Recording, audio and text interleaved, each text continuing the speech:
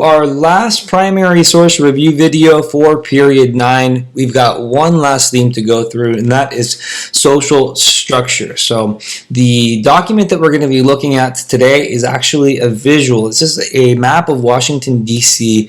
residential patterns from 2018, published by the Washington Post. And you can see from the map, it shows you where Black, white, Hispanic, Asian, and Native American residents live all around the city. You see how they are mostly separated into densely populated areas in different parts of the city. You see more red dots in the western part, more blue dots in the eastern part, and then yellow dots kind of being spread throughout.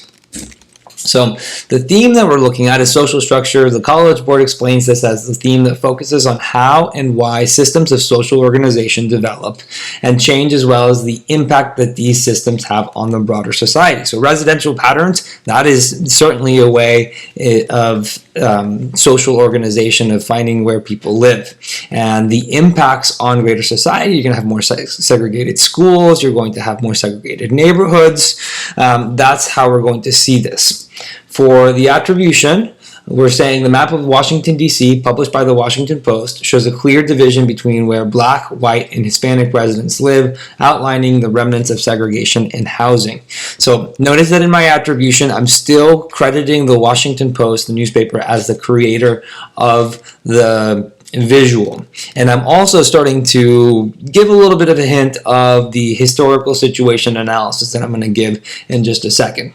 So for the analysis topics, remember that you only have to do one of these whenever you're analyzing a primary source document, and it's always best to go with the one that you feel most confident, the one that you could have more information, the one where you could draw outside evidence from to help with your analysis. So for my historical situation, I wrote, in the mid-20th century, the practice of redlining and restrictive covenants restricted the areas where mortgages would be insured and where Black homebuyers could purchase homes. The segregatory practices ended, but no programs were implemented to reverse the impact of segregation. So that clearly explains how we got to the map that we're looking at right now. For the audience, this map, published by the Washington Post, a newspaper, is meant for its readers and subscribers. It uses a visual to better convey the severity of the segregatory patterns than words alone could describe. So when we're looking at visuals and analyzing audience, this is certainly a weaker analysis, just because of course it's a newspaper, of course their purpose and their audience are going to be the newspaper readers, to have them be more informed.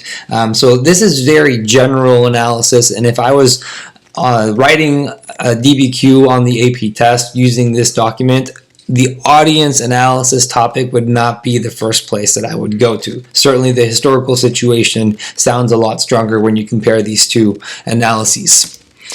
For purpose, the purpose of the map is to illustrate that the de facto segregation in housing exists despite the repeal of old discriminatory laws. It uses a visual to better convey the severity of the segregatory patterns than words alone could describe. So again, purpose is still kind of general. It's a little bit more specific, and it brings in some outside evidence with de facto segregation, but it's still not quite as strong as the historical situation analysis that I've already included. And then finally, for perspective. The perspective is that of an independent newspaper whose objective is to objectively inform the public.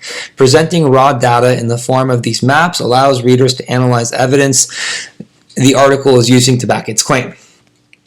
And so again, the perspective, we're looking at who created it and then how that's going to influence the message or influence the content that they've created.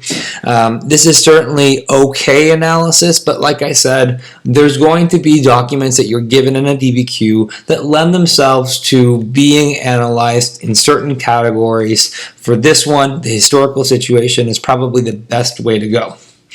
All right, well, anyway, that is it for our primary source reviews for period 9. I'm going to do my best to try and get period 8 and 7 out to you guys before you have to take the AP exam.